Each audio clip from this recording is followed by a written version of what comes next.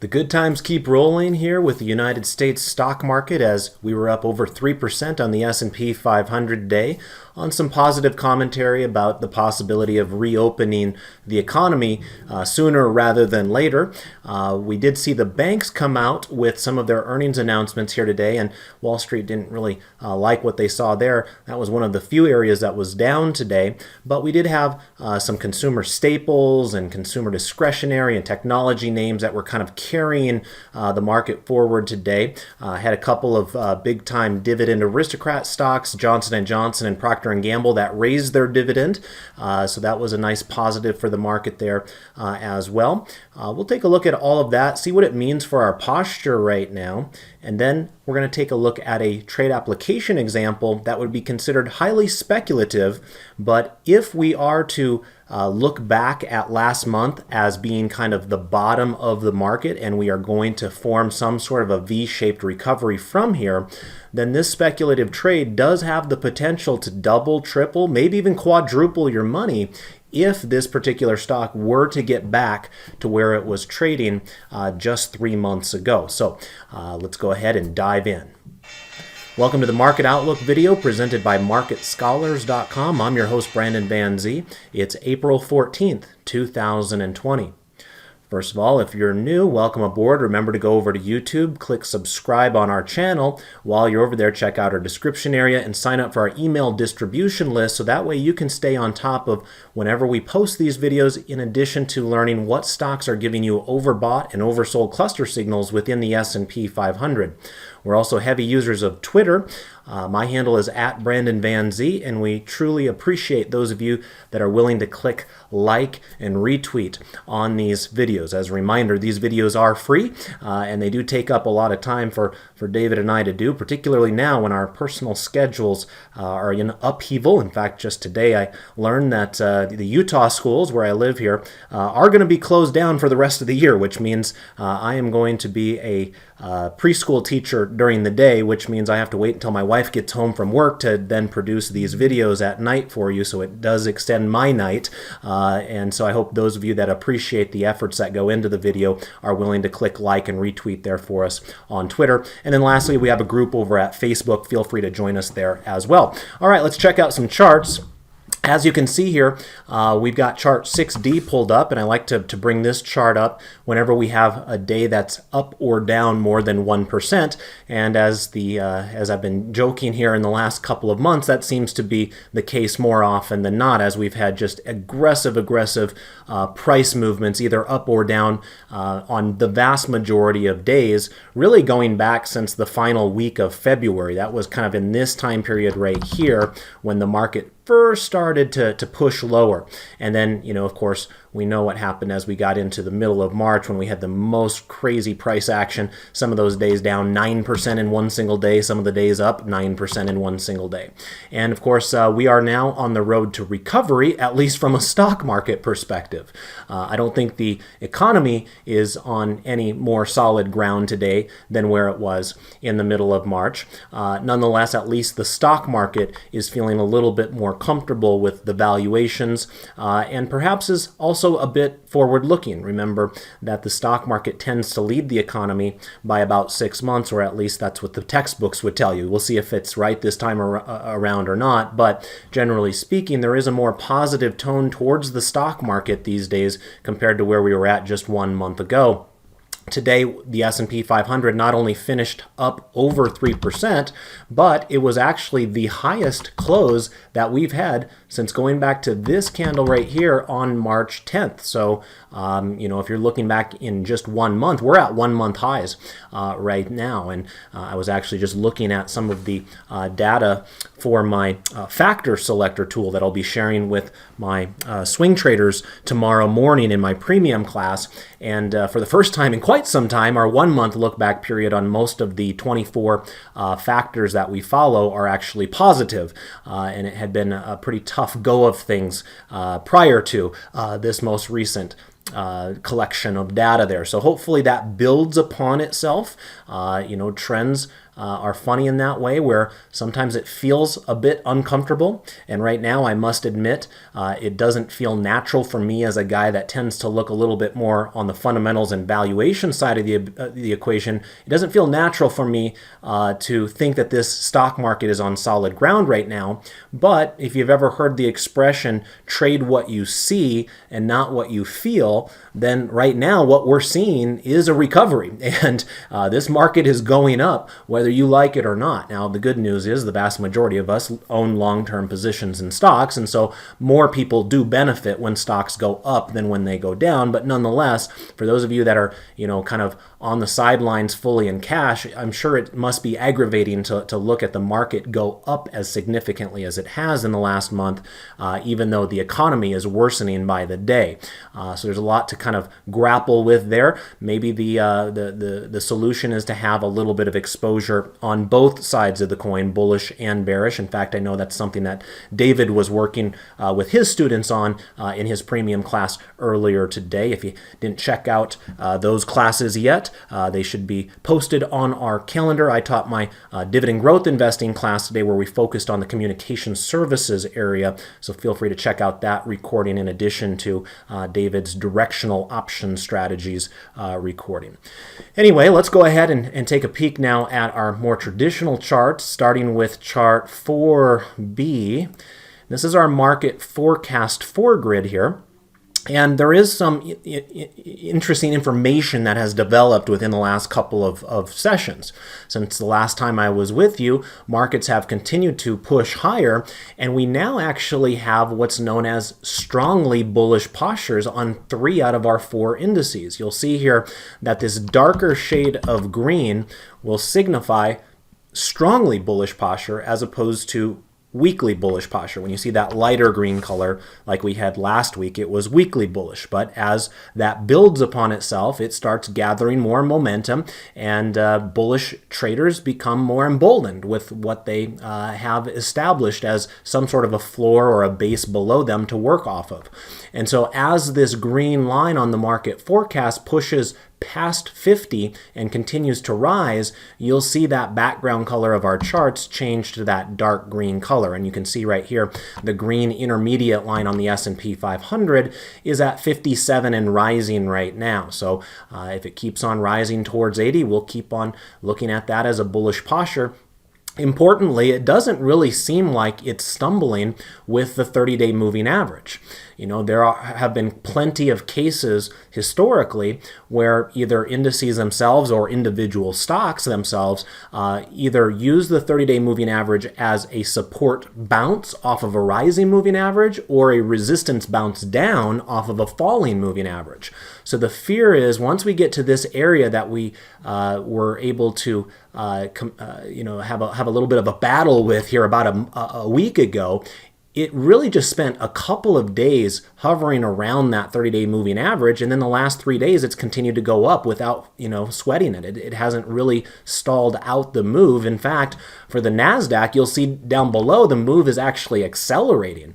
I mentioned in the intro that one of the leading areas of the market today was technology, which is actually has been in the top 3 rankings for my sector selector tool. Some of you that follow me on Twitter, maybe I could just bring that up real quickly.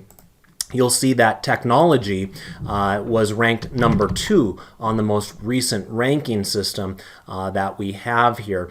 Healthcare actually went to the number 1 slot for the first time in over 3 months, and then Staples stayed in the top 3 but kind of moved down to the 3rd position. But the point is, technology has been one of the stronger areas of this market. Whether you're talking about companies like Zoom or Citrix or Cisco or any of these other companies that are involved in the video teleconferencing play, or if you're talking about some of the cloud computing players. Microsoft comes to mind, and while Amazon is technically considered a consumer discretionary company, Amazon, of course, has a huge cloud computing division and is one of the most prominent members of the NASDAQ composite. And so that's where you're really seeing a lot of strength here. You'll see that the NASDAQ composite led this market today by a long shot. It was up 3.95% today, and that was a huge boost to that chart that we see right there. This is the highest level on the NASDAQ since this candle on March 6th. The laggard here today was the small cap Russell 2000. It was only up 2%. Still a decent move for a typical day. It's just hard to compare that to the NASDAQ, which doubled those gains today in a very superior type of a performance. The other thing I would point out as you look at these charts is the small cap Russell 2000 index continues to lag from a longer period of time as well. First of all, you'll notice that its background color of its chart is still that light green, unlike the other three charts. And that tells us the intermediate line is rising, but it's rising and its number is below the chart's midpoint. Its current reading is 38, so it would need to get up and above 50 before its chart background color were to turn to that dark green color. In addition to that, you can just see with your naked eye, whether you're looking at technical indicators or not, that its price action is very close to that falling moving average, whereas when you look at the price action of the other three charts, there's a lot more separation between where it's trading right now and its 30-day moving average, which is quite a ways below it, whereas Russell 2000 is still kind of grappling with that 30-day moving average. So that is an area that does lag, and that is somewhat of a story that's being told in the market right now, that the big get bigger, and that's at the expense of the little companies. If you think about some of the best performing stocks, let's think about Walmart for a second. Walmart hit an all-time high today. So it's not that every company is struggling in this environment. Walmart literally hitting an all-time high today, and that's going to be at the expense of small mom and pop operators in these smaller communities all across the country and in some cases across the globe. And, of course, Amazon shouldn't be left out of that conversation. It also hit an all-time high here today. I think that's an all-time high on Amazon. I better double check that one. I don't follow that one quite as close as I follow Walmart, but let me just check here real quick. Yeah, it is.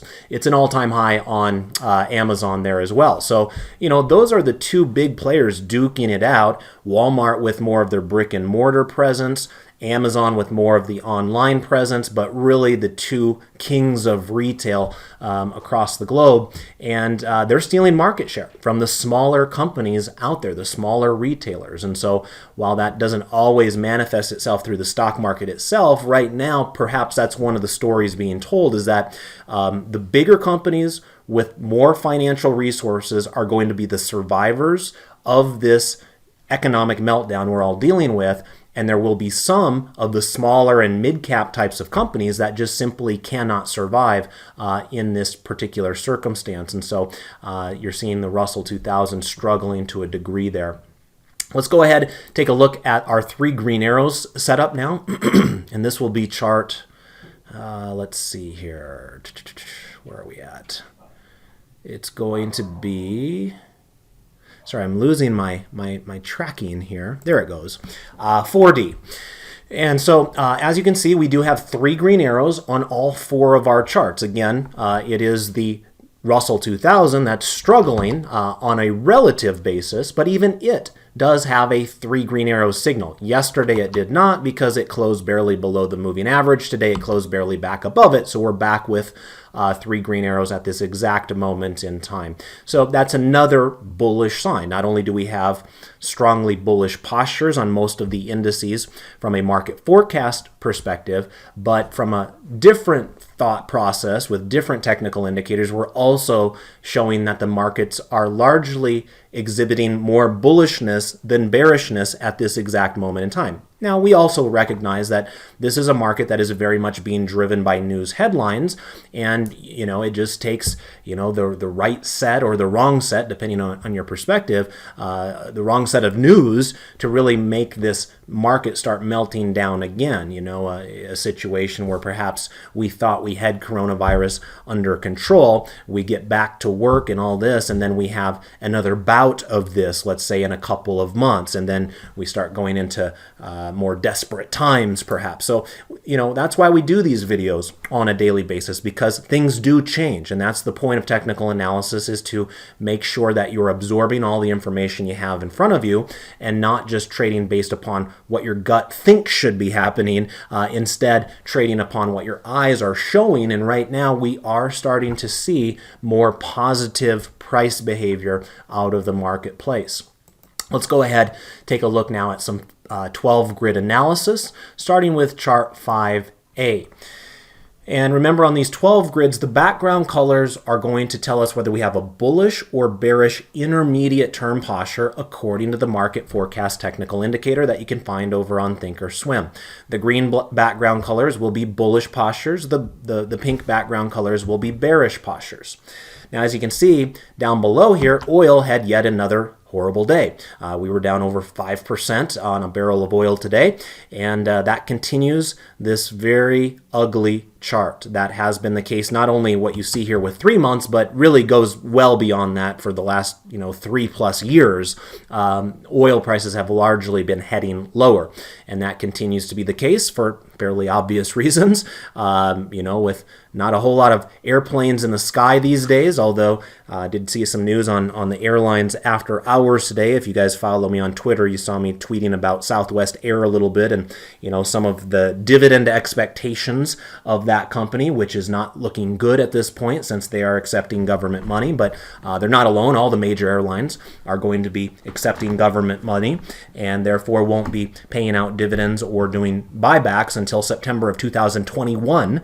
Anyway, most of us are aware that the airlines are in a very difficult situation right now, with most of us locked in our houses and not able to travel. And so that's one component that is not soaking up a lot of jet fuel. Another component is just driving around. Now, my wife still happens to work, and so she's still driving into work, but I haven't been doing a whole lot of driving lately. And many of your households, wherever you're at, are probably similar in that you are likely using less gas today than you were, let's say, 2 months ago.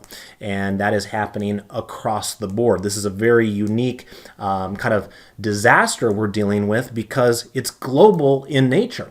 We've had things like hurricanes in Louisiana, unfortunately, or earthquakes in California, or blizzards in the Midwest, or what have you, where certain parts of the country are down from economic activity. But this is a very unique beast where the whole country, in fact, taking it a step further, much of the world is shut down at this point and not using nearly the amount of fossil fuels that we once would be able to if we had a strong economy. So oil continues to be a house of pain and has that darker shade of pink there, suggesting that we have not just a bearish posture, but a strongly bearish posture on oil. The other two areas that have that light pink color, so we have a weekly bearish posture on long-term U.S. Treasuries, which is kind of just flattened out here recently. Remember, the baton has been handed off to riskier assets like stocks, and less risky assets like government bonds are kind of being parked in the back seat right now. And then the U.S. dollar, it's noteworthy to mention that the U.S. dollar actually closed below its moving average today. Now remember, we did that one time back here on March 27th as well, and the very next day we got to bounce back above it. So perhaps that'll happen again starting tomorrow. But we want to keep our eye on that because the action of the U.S. dollar does drive a lot of activity within other asset classes, including commodities and stocks themselves. In terms of where do we stand with the various stock markets, remember our top 3 charts on the board here are going to be stock market oriented. We have the U.S. stock market in the upper left, we have the foreign developed stocks in the kind of the second place there, and then we have the foreign emerging stocks in the third slot.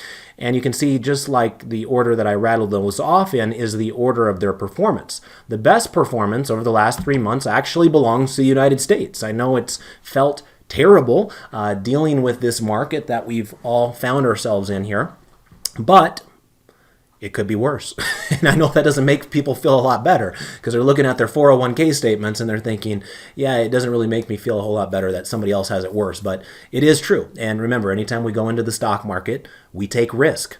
That's the whole point of the stock market. And that's why you get the opportunity for rewards that are much beyond what rewards are able to be achieved by buying a CD down at the bank, where you have much less risk. We have a lot of risk going into the stock market, but that's because the rewards historically have been so significant. So we understand this is part of the game, but the good news is S&P 500 is only down 13% in the last 3 months, whereas developed foreign stocks are down basically 20%, and then emerging foreign stocks are down 21%. So those are some things that you want to keep in the back of your mind, that on a relative strength basis, we still have better relative strength, generally speaking, in the United States than in other parts of the globe. You can see down below that gold had another positive performance here today. I've been talking a lot about gold in the last, let's call it a couple of months of this presentation.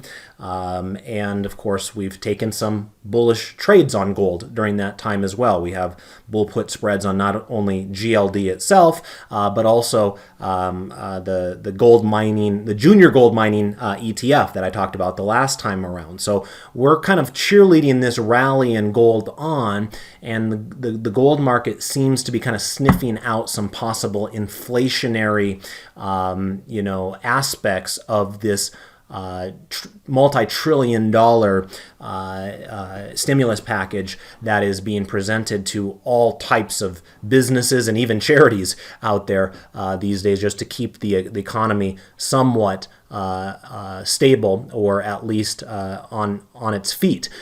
Because without government help right now, I'm afraid the market would have just completely capitulated, and the economy would have capitulated to the downside.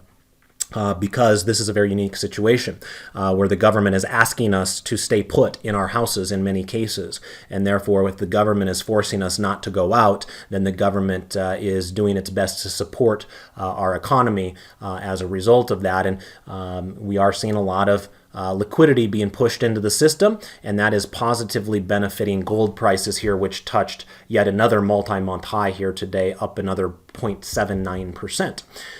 All right, let's go ahead and take a look at our next set of 12 grids. These will be the U.S. sectors 12 grid. And as I mentioned before, we saw some really nice performance today out of technology, which was up 4% today. Consumer staples, which actually, believe it or not, beat technology today on a big up day for the market. You wouldn't think that the consumer staples would be leading, but that is what we saw. In fact, big time companies that I've talked about in these presentations over time, stocks like Colgate here, CL, was up 5% today.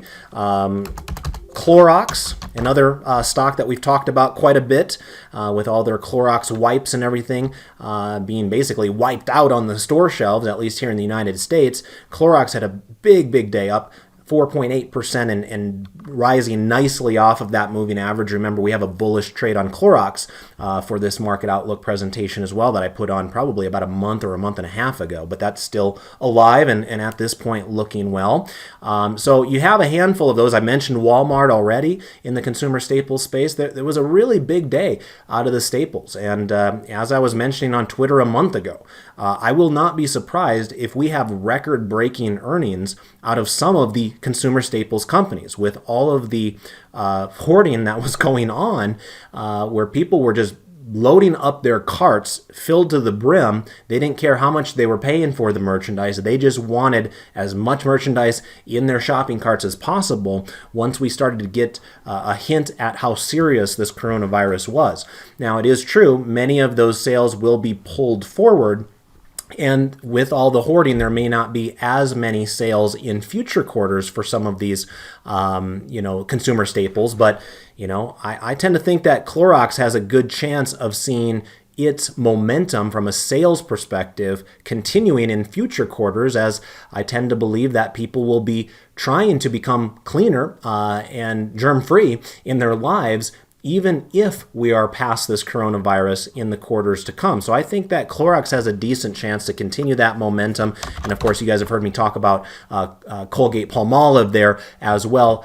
They have a soap division where if people are washing their hands several more times per day compared to where they were doing it a year ago, it's possible that Colgate-Palmolive has some quarters of momentum in front of it as well. And then consumer discretionary had a pretty big day today as well. It wasn't up nearly as much as technology or consumer staples, but in third place there, a not half bad 3.9% move out of discretionary. But again, keep in mind that Amazon is an oversized portion of consumer discretionary. Amazon itself was up 5% here today.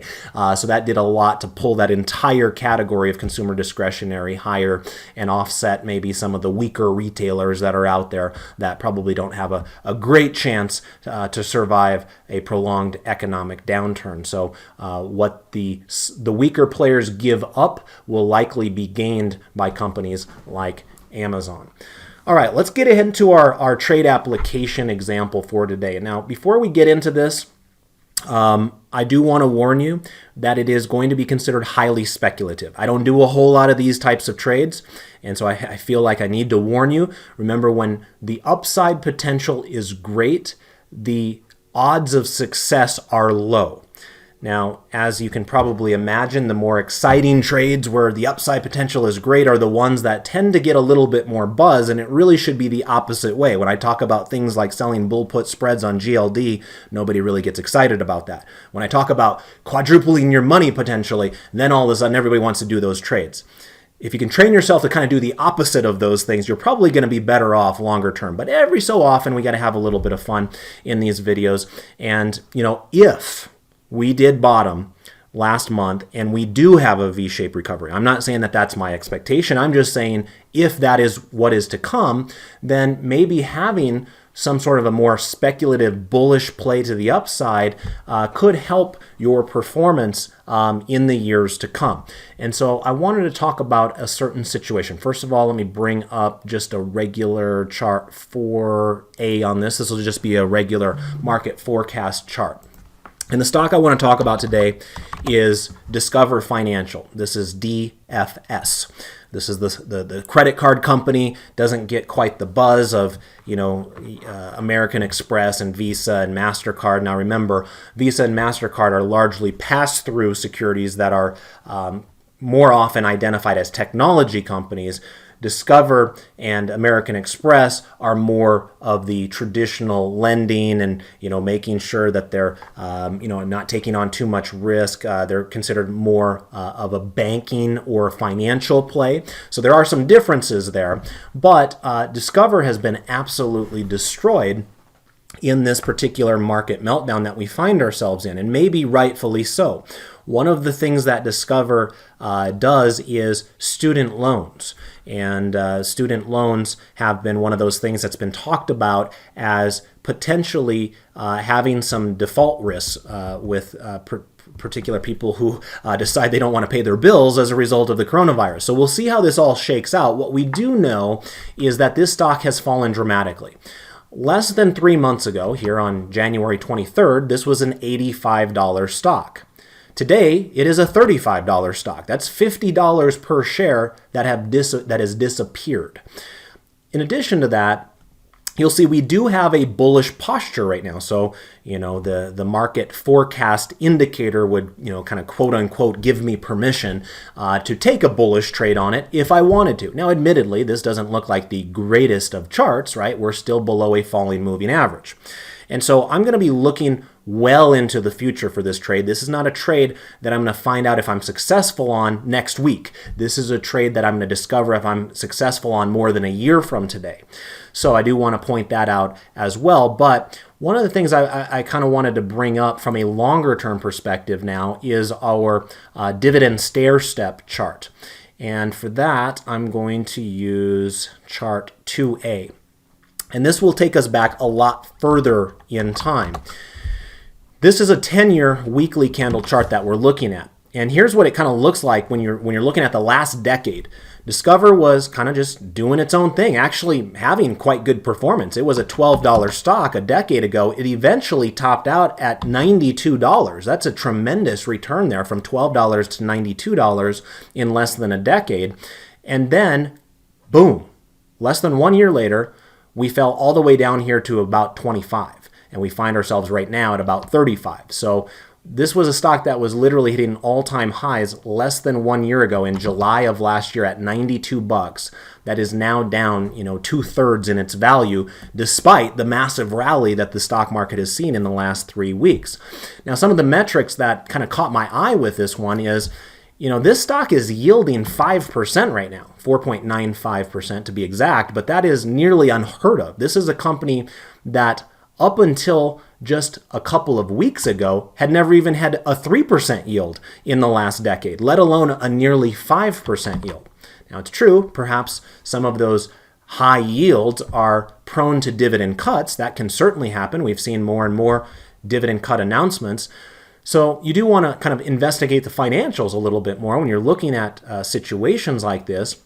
One thing that I'm going to point out is that its payout ratio is only 19%.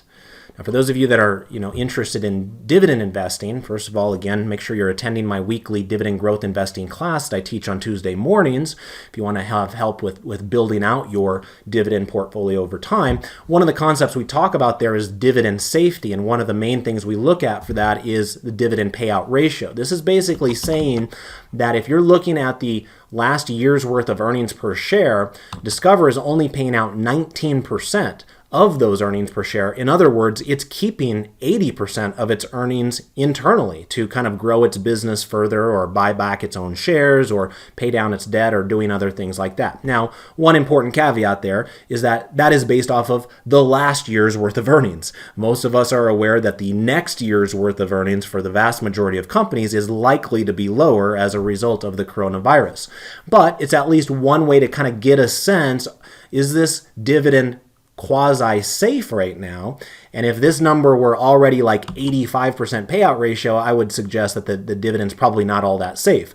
But we've got a lot of wiggle room here where, Discover Financial might realize that, yes, its business is not necessarily firing on all cylinders, but it may not think to itself that our next best course of action is to cut the dividend. So as of right now, I'd like to think that the dividend is in okay shape. Now, it's not an aristocrat or a dividend king like Johnson & Johnson and Procter & Gamble that I mentioned in the intro. This one only has 9 years worth of dividend growth, but nonetheless, it's better than nothing. So I wanted to point that out. Another thing that caught my eye that's just almost unheard of, this thing is trading at less than 4 times earnings. Now, again, big caveat, that's based off of last year's earnings, which are almost certainly not going to be repeated in the coming year.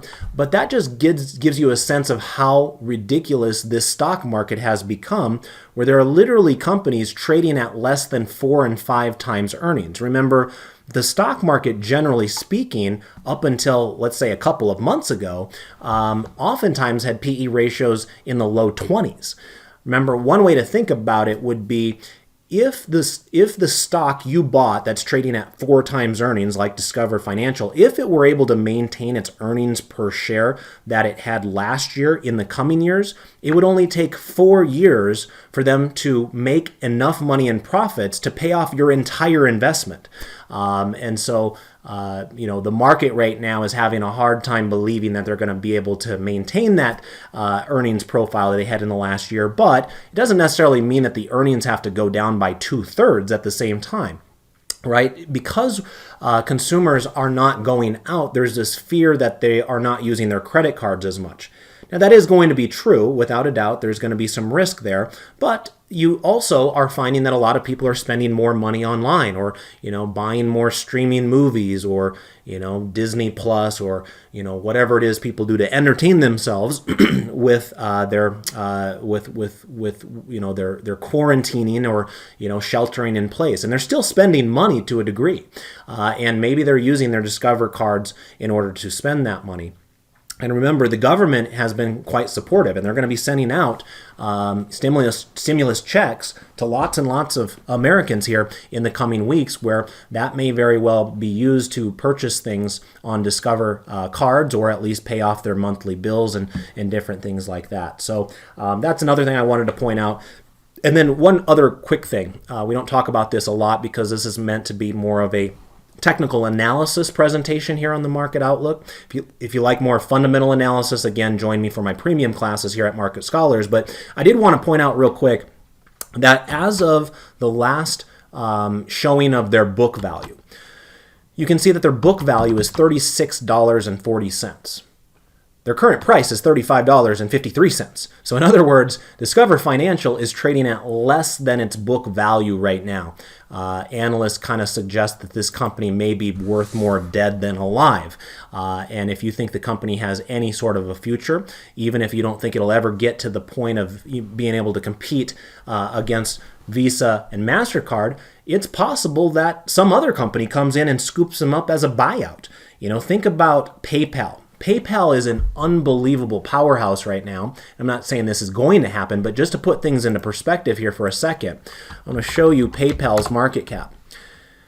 PayPal's market cap is $128 billion. If you now look at Discover's market cap, it's not showing up, but I can tell you it's about $10 billion.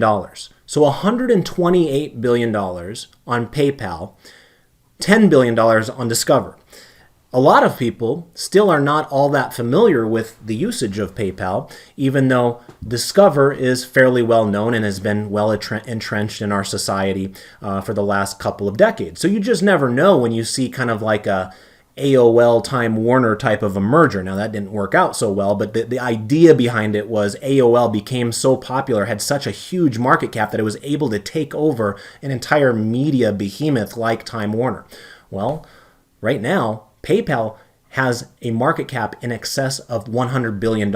It may very well decide, you know what, we want access to that user data that Discover has, or really any other company. You could make the same case for companies like Square or some of these other new fintech companies that might want to just quickly snap their fingers and get a little bit more heft in the payment space, and perhaps buying Discover at some point would be a worthy consideration if it's only trading at book value at this exact moment in time.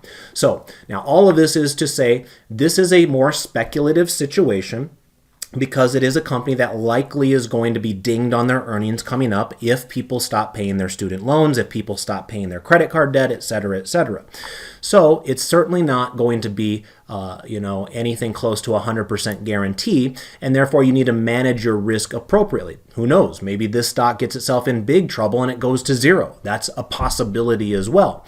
So what I thought we would do in this case is kind of more of an experimental type of a trade. I don't do these a whole lot, but I'm going to look at the leaps in this case. The leaps are basically options contracts that go out several years, or at least a couple of years. And in this case, I'm looking at the leaps that expire in January of 2022. So I'm giving myself plenty of time just in case last month wasn't actually the end of the coronavirus scare. Maybe we have more of those months in front of us, but maybe we'll finally get back to a more solid footing by the time January of 2022 rolls around. So in 647 days, can we make some money off of this trade? You can see that we do have lots of strikes that are available. The ones that I'm going to focus on right here are the $25 strikes. You can see that they were actually traded a little bit today. There were 12 contracts traded today, a couple hundred there in open interest. Remember, these don't get a lot of activity because they're so far out in time. The near-term contracts get much more of the trader interest. So you're not going to have a ton of people trading these, but at least since it was traded today, we can get a general sense of how much somebody spent on this. And you can see somebody spent about $15 on this here today. In other words, if you were to buy these long-term call options with a $25 strike price and you paid $15 for them, your break even on that is $40 per share. So in other words, you would make money only if that stock was trading above $40 per share in January of 2022. Now, if we were to look at the chart, let's just see where $40 per share is. It's right here.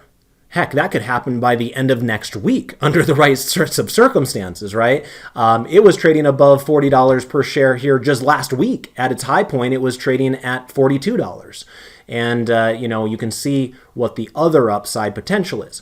Now, if we're going to be holding this for the next couple of years, remember that in this one market meltdown that we've had just in 2020, we've given back 8 years worth of gains in this stock. You can literally see that where this stock is trading at $35 right now, you would have to go back here to 2012 to see when it was trading at that level last. So the question is, has its business deteriorated enough to give back 8 years worth of progress, or is this an overreaction? And that'll be up to you to decide. But if you want to be speculative, one way to do that would be through long-term call options like I've showed you there a moment ago. So $40 would be our break even, because you'd take the $15 of premium that you'd spend and you'd add it to the strike price itself.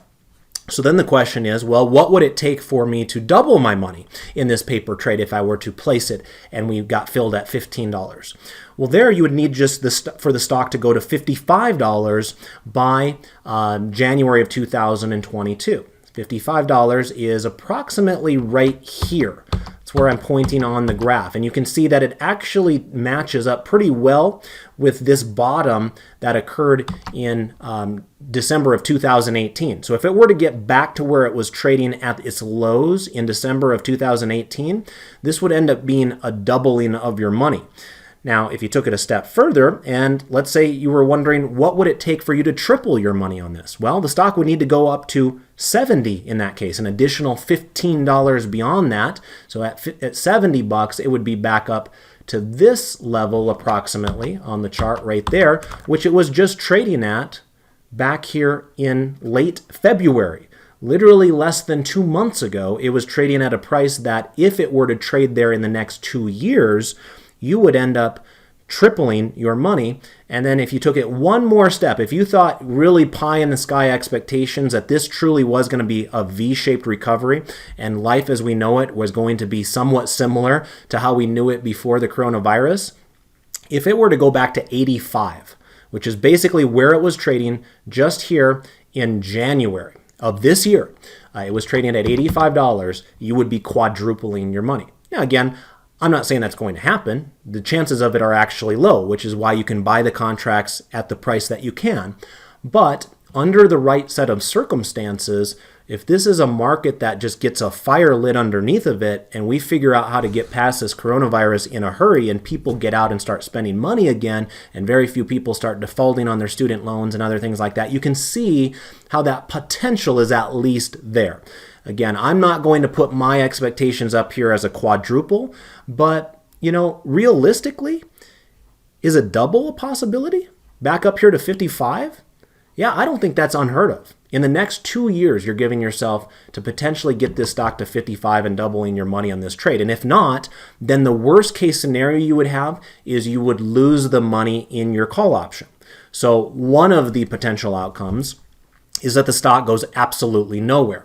And if the stock goes absolutely nowhere, then you're going to probably lose money on that trade. Or if the stock goes lower from here, you're of course going to lose money on your trade there. So you do need a move. This is a directional trade, but again, in a highly speculative environment where we have one-sided trading either all the way down or all the way up, this is the type of thing where perhaps having a little bit of speculation in your portfolio would keep your interest in the stock market a bit more. So I'm going to go ahead and place that trade, and we'll kind of track that as time goes on. I'm going to come on over here, and I'm going to click on the ask price for the 25 strike call options for Discover Financial that expire in January of 2022. Let's go ahead and do 3 contracts in this case. And just so we can keep our math straight in our head, we will try to get filled at $15 even. That might not occur tomorrow because they're not the most liquid of contracts. So I am going to put this in as a good till cancel order.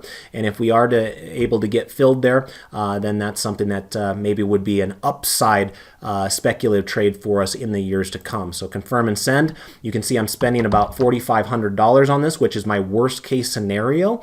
But, you know, obviously this is a larger account, over $1 million. For those of you that have smaller portfolios, of course, do whatever is in your own best interest. But the reality is, if this stock were to get back up to about $55, we would end up more than doubling our money in that particular case. And so it's a way to get a quick shot in the arm in terms of performance if things work out for you the way that you had intended. So let's go ahead and click send, and we'll see how that speculative trade does for us over time. I want to thank you for checking out these Market Outlook videos.